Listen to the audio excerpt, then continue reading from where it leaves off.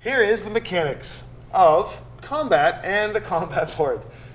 All right, so as you can see, we've got this big game board that's divided into 8 location cards and a central clock with a location timer. This is both an exploration grid where your characters move around and flip cards and read their story, but it is also for combat.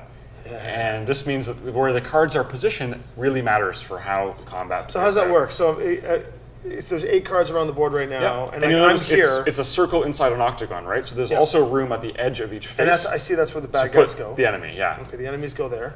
And So our characters are here.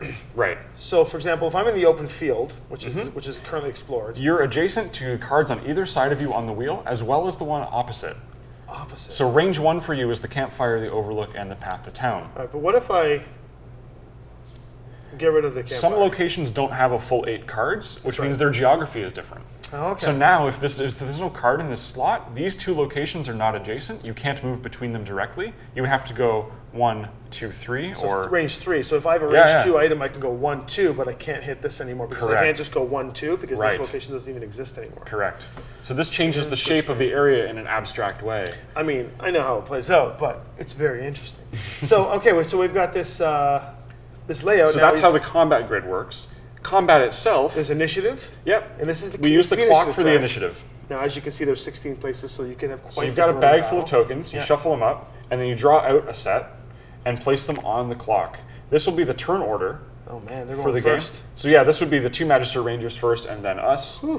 But we have initiative modifiers, and I know some modifiers. So starting from the top, working your way down, you do initiative. I have an initiative modifier of 2, so I would actually go 2 forward, meaning that I would get a chance to go before the Red Magister Ranger, and that's really good. So equipping skills that increase your initiative, always good because you always want to go first. And so then basically.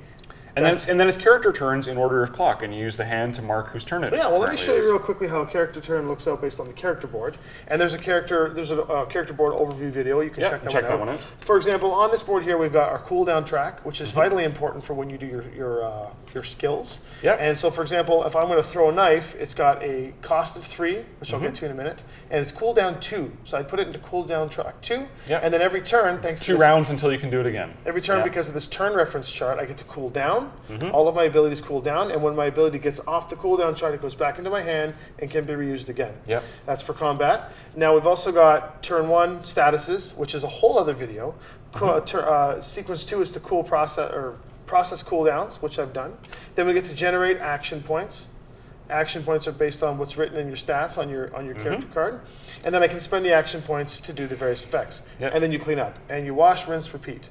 Now you have a whole bunch of action reference things here you can do. So you can do your cards, you can do your basic attacks, you can do any of the basic abilities on your player board.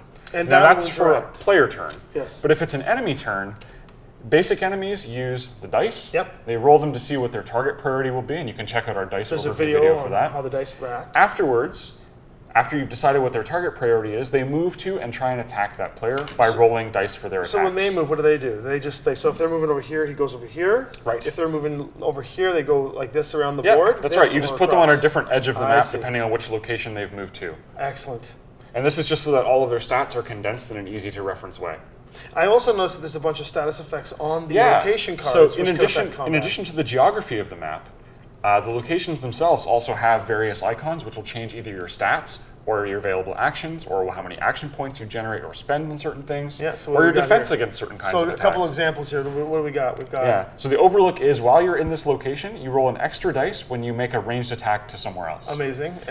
And this is, so your fire resistance goes down 2 and your water resistance goes up. You're at a roasty campfire. Nice. And in the forest depths, movement costs 3 AP instead of 2. So it's harder to maneuver around in the depths of the forest. That's pretty interesting. So we've got lots of different effects that can modify the way combat goes. So not only is it a storyboard, but it is also a combat grid. And the most important thing about this is you seamlessly transition between the 2 states.